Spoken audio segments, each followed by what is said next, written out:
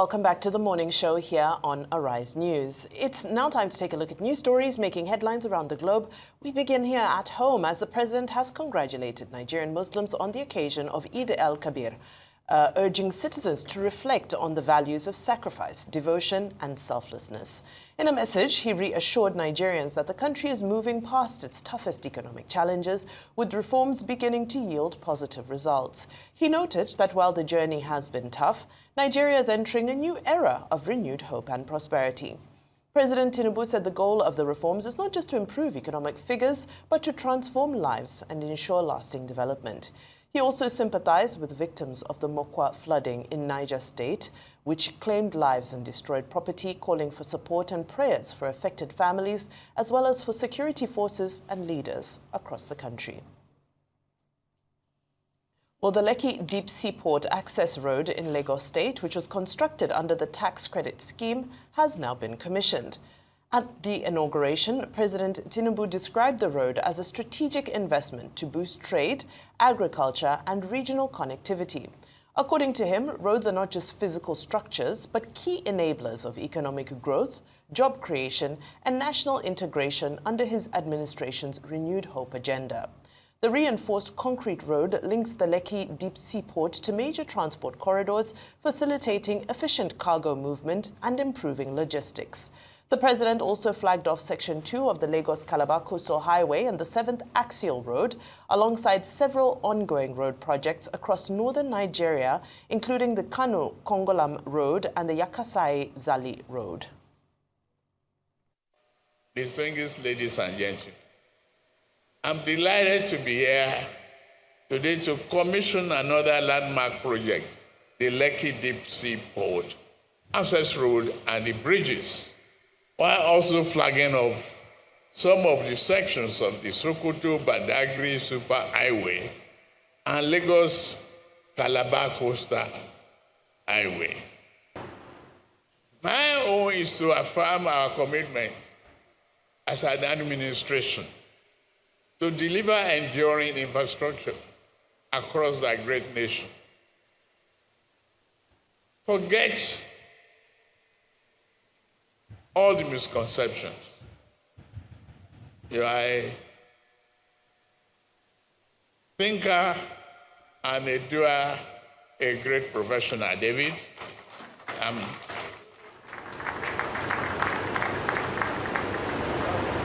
I am very proud and honored to have you in our team. It's a huge success today.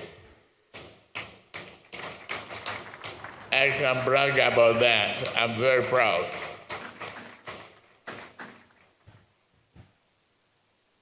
The users of the port, they save a lot of money. Well, a very busy day yesterday as President Bola Tinubu also officially inaugurated the African Medical Center of Excellence, AMCE, in Abuja, describing the project as a monument to African resilience and innovation and a bold step towards Nigeria's emergence as a healthcare hub. This is as he disclosed that the country has secured over $2.2 billion in health sector commitments through the Nigeria Health Sector Renewal Investment Initiative, launched by his administration in December of 2023. The initiative, which is already underway, aims to renovate over 17,000 primary health centers, train 120,000 frontline health workers, and double national health insurance coverage within 3 years. Speaking at the inauguration ceremony of the AMCE, President Tinubu, who was represented by Vice President Kashim Shettima, noted that it was not just about unveiling a structure of steel and bricks, but also unveiling Nigeria's collective refusal to accept medical vulnerability as destiny. The president noted that the AMCE, a state-of-the-art facility developed by the African Export-Import Bank, Afreximbank, in partnership with King's College Hospital, London, would serve as a leading center for advanced treatment, medical training and research. Now, it's almost 5 months since Arise News reported the plight of 70 mutinous soldiers granted pardon in 2022 by the Nigerian Council of State. Although the Army headquarters has responded positively by paying a packing allowance, the ex-soldiers are still pleading for the release of their discharge certificates. Oviatemi George gives us an update on this report.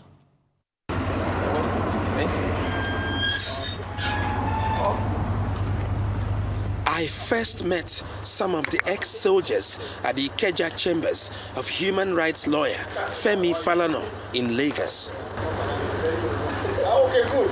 Among other issues, the senior advocate of Nigeria was emphatic about the non-release of discharge certificates to the ex-soldiers who served 10 years in jail as commuted sentence after being on death row for refusing to fight terrorist organization Boko Haram, citing unmatched weaponry. The military said, Mr. Falana, please, for one reason or the other, we didn't want to encourage this kind of conduct. We wouldn't want to take them back, but can you please persuade them to be paid off? Okay, we discussed with our client and said, why not? Give us our discharge certificates so that we can, go back to the society. We have been in that battle for over 2 years. No explanation has been offered. No reason has been adduced. Up to now, they have not been given their discharge certificate so that they can work elsewhere.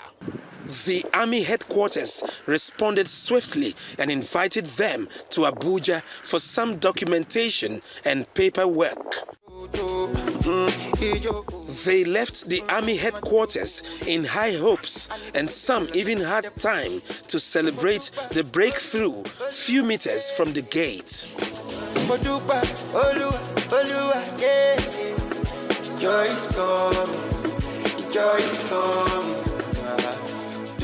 The Army headquarters went further to pay each individual 200,000 naira as a form of severance package, which the ex-soldiers call parking allowance.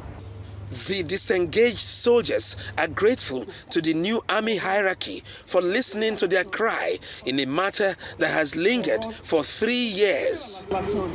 However, not all prayers have been answered, as explained in separate interviews conducted a few months ago. I wanted to join a security company, but when I go there, I told them I am a military personnel. They asked me, where is your discharge certificate? So for that, I couldn't get the job. As we are now, we cannot even secure a better job anywhere. Wherever you go, they request for your discharge certificate. And at this time, we are still here. We couldn't get our benefit. Our children cannot go to school. We are still appealing to our own president, Ahmed Bola Tinubu, to help us intervene in this matter and meet with the Nigerian army or invite them on this matter. Let the needful be done to us. In 2022, the ex-army personnel obtained a pardon from the Nigerian Council of State, but that's 3 years ago, and they are yet to receive their discharge certificates. But here's the juxtaposition. In the past, the army may have turned a blind eye to the predicament and sufferings of these 70 battle-tested Nigerians. But the present hierarchy, led by Lieutenant General Olufemi Oluyede, must be commended for the swift response and the payment of parking allowances. One thing remains, however, to be done: the release of their discharge certificates to help them in the search for jobs and to be gainfully employed in a period of harsh economic realities in present-day Nigeria. Ofieteme George, Arise News. Well, thank you so much for that update, Ofieteme George, and we do look forward to a more solid conclusion of this issue. These soldiers have been on this case for some time now. We're fine. Okay, I thought... Oh, should we start? Sorry, let's start with... So, if you get your discharge certificate, what opportunities are open for ex-military folk in the labor force, right? It's, usually security jobs and things of that nature. It's good that they've said that the present hierarchy in the military is listening to their cries, since this is something that's been going on for quite a while. But this again, and again, shout out to Ofieteme George, our award-winning correspondent. He puts forward some of the best stories that we look into. Yeah, they have to get their discharge certificates, but the thing is, where are they going to work. So this brings up the issue of the labor market in Nigeria and being able to provide opportunities for these folks. Where can they work? Where can they be gainfully employed after all this time that's been lost with them not being able to get those certificates? So that's, what was that allowance they're talking about? The parking allowance, yeah, I mean, they got to do better than that. These people that serve us, risk their lives for us. They need health care when they get out of service in the military. They need to be able to take care of their families. There's pensions that they are owed. And they also need jobs, which is why we have to have a conversation around skills developing in Nigeria. Because this is something that happens elsewhere. If you think about veterans in the United States that can't find work and so on and so forth. So it's a great investigative report there from Ovietime George, and it's important that the new hierarchy in the military does listen to them. And this is where you get into budgets and being able to fund these type of things in order for them to have, meaningful lives after they leave service. All right. Any thoughts on the inauguration of the access to the Lekki Free Okay, Trade? so look, while we were in Abidjan for the Africa CEO Forum that Arise News covered, I did a sit-down interview with the CEO of the Lagos Free Trade, the LFC, Lagos Free Trade Zone, and she mentioned the infrastructure development around that area, which is home to a lot of corporations that are going to be expanding businesses out there. And so, I mean, if you link this to the certificate story that we just talked about right now, most of those businesses will need security as they're expanding there. So you could employ some of these people that haven't had their certificates in quite a while. So the point I'm trying to make is that the expansion of infrastructure and new businesses that are operating in the Lagos Free Trade area, this road that's been inaugurated by the president, that essentially is what is going to provide more exports and jobs and so on and so forth. Okay. So a couple of things. Let me start with President Bola Ahmed Tinubu wishing everybody Barakat Salah. We wish everybody Barakat Salah. Femi is our plug, and she's going to hook us up with something real great. And Rotu's happy Barakat Salah, Vimbai Barakat Salah. But most importantly, he also commiserated with the flood victims in Mokwa, which is very important, to do at this point in time. But I'm also not still satisfied. And I am going to reiterate the point that it is best that President Tinubu, visits those flood victims. I remember on the 27th of January, in the early 2000s, fire cutted the armory. If you remember, there was a popular song by Sonny Neji then, which was another victim of circumstance, when we had stored a lot of bombs during the civil war in Nigeria in very bad conditions, and those bombs escalated. And everywhere in Lagos was mayhem that day. But guess what? I remember the constant hounding of President Olusegun Obasanjo. I remember that incident so well because some people died in the Okeafa Canal. And I remember how President Obasanjo was hounded for not visiting on time Lagos. Such a disaster that happened and befell Lagos then. And I remember some of the present dramatists personnel were those that hounded President Olusegun Obasanjo then at the Ikeja cantonment bombing. When a disaster happened, it is incumbent on the president to visit there. You can give Barka the Salam message. You can send your vice presidents and emissaries there. But it is also important for the presidents to be there in flesh and blood. Optics and signaling means a lot. Because these politicians will definitely, when it's time for elections, they'll visit every area to get their votes. If you can visit people to get their votes, why can't you be there for them in a time of sadness? Over 1,000 people are still declared missing. So please, great Salah message you put forward, but the president should also visit the place. As regards the commissioning, and this is also a kudos to the tax credit scheme that was started by the government, I think in the last administration, if my memory serves me right, where companies are told to do projects and they offset them with tax. So it's like a tax credit scheme, which is very good. And this road has been built. But we must also demand accountability, because the tax credit scheme can also be subject to any form of manipulation if it's not properly looked at.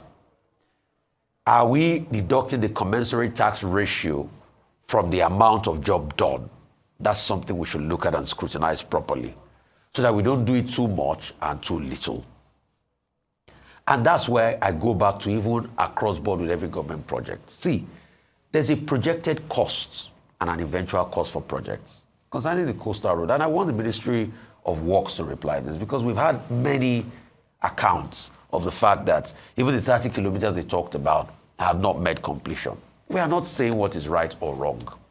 All we are saying is that we need independent assessment. And we also want the ministry to come back to us.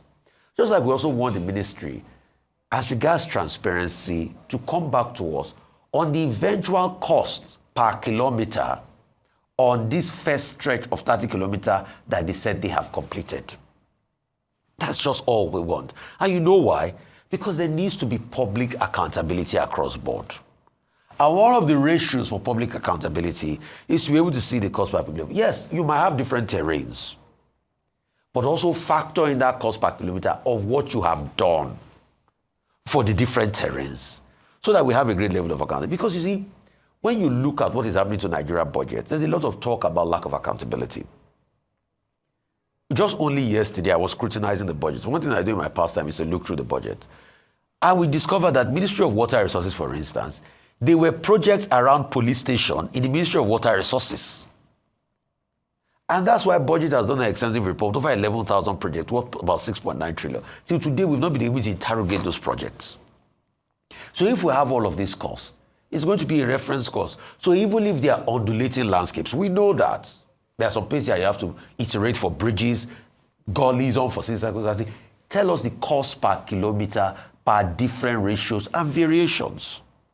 It is just only right for the job done already, which is, we all say we want development, we want a laudable job. We've argued about the point, or is it necessary at this point in time? I still say, for a lot of road left undone, and we are doing a new road, it might not be necessary. What's the need for it at this point in time? But if the president claims we want development, which is very good. As for the Afrexim Bank Hospital, it has to be said, another commendation to Afrexim Bank. I know you carried the story the other day, wrote is about some of their debt status being downgraded and all of that. Yeah, you know, the rate cuts. Excuse me, I think it was Fitch. Fitch, you know. But this is also a good one for them that shows the massive project they are doing. And anytime you talk to Professor Benevento Rama, he always talks about his near-death experience that led him to a lot of this advocacy for health. And I'm happy such a giant project has come to Nigeria in partnership with King's Hospital. So this will also bring about a reduction in the cost of medical tourism, because most people that travel abroad will be able to go there. And in all fairness to Nigeria, our healthcare sector is increasingly opening up. It's just that it's for those that can afford it. A lot more people are doing more things than they could have done abroad here. I've seen people that are doing knee replacement here. This is kudos to them. We can only continue on that. As regards the military officer, yes, the discharge certificate is very important, but I think we have not really solved the problem. The question is, it's not that these troops don't want to be committed to Nigeria, but the working conditions were bad. They said they didn't have the armory to be able to withstand Boko Haram, and they didn't feel it was good to be led to a slaughter slab. So the question is, have we been able to fix that problem of armory and welfare? We respect our soldiers. We don't want dissent. We don't support dissent. But when they also raise concerns, is it the time to listen to them? So what are the conditions of the troops on the field? How many of them are truly happy? How many of them can truly say that they're excited, that they have the proper kitting to be on the field? And I think that's one part we can listen to. So apart from dragging this for a long time and paying them parking allowance of 200,000 and they're asking for their benefits, the question is, we have not solved the problem at first by looking into the details of what make them dissent in the first place. But like they have begged, we also like to beg the military forces to ensure that the discharge certificate comes out so that they can go ahead with their lives. Some of them might want to go back to school. Some of them might even want to take a total pivot. It's only in Nigeria that we think that people that work in the military sector must go into, must go into security. No. Look at America. After they fought the war, one thing you respect President Roosevelt for, he set up something called the GI Bill. The bulk of the people that finally went ahead to lead America in different sectors of the world were those that went to the school due to the GI Bill. In fact, prior to them, university enrollment was very low in America. It was the GI Bill that liberalized university enrollment. And these people went ahead to different fields to do. But I think there are some former American presidents that were beneficiaries of the GI Bill. So can we also have that for our military? But I mean, the argument is these ones are dissenters and everything. But sort of a life after service. I know there's a facility like that because I have gone to school with some top military officers at the Lagos Business School when I was doing my course there, that they give them course packages on entrepreneurship and the life after. I schooled with some top, admirals in the military, in the Navy and all of that. But we can also do more with courses like that to be able to prepare them for life afterwards because they have so much to do with them. Security is just one part of their lives. Well, like you said, I think it's a bit of a nuanced situation because of the issue of what is being called mutiny. But nevertheless, I do continue to plead with the army to show them mercy. It seems they have suffered enough. And we do commend the senior advocate of Nigeria, Femi Falana, who continues to advocate for the case of these soldiers. At least now they've received, well, it's not much of a respite, 200,000 naira in this economy, but hopefully this case will be concluded soon so that everybody can move on with their lives. And hopefully on all sides, from the soldiers and the army side as well, many lessons, I hope, have been learned to avoid such a situation recurring again in the future. Now, I'll begin with the access zone to the Lekki Deep Seaport, which was a wonderful ceremony that took place yesterday. And on a positive note, something that we can all come together and celebrate and say this is a massive milestone. And it certainly will lead to a lot of economic development, the ease of economic activity and business activities, particularly in this access. And of course, we know the strategic importance of Lagos State. But many people will ask and they will say, is there political will to see more projects of this nature in the rest of the country, especially when you look at the Niger Delta region, whose comparative advantage lies around water and the blue economy. But we're not seeing the same momentum when it comes to developing these projects. And that's something that, as much as it falls on the governors to push for it, we also appeal for the political will from the center to ensure that these projects are not politicized from certain states. Now, we know that President Tinubu has overseen this project from the time he was governor of Lagos State. And it just goes back to my point of the importance of governors to ensure that they can conceptualize these projects and see them through. And then also this culture that we have of not being able to hand over projects. One thing you have to give it to Lagos is that the continuity in Lagos has consistently led to the development of the state. If we can see more of that in other states around Nigeria, there's a deep seaport, Bakassi Deep Seaport, which has just secured $3.3 billion from Afrexim Bank. That's in Cross River State. Now, if we can see projects such as these being passed on from governor to governor, because it would be difficult for a single governor, even in 2 terms, to be able to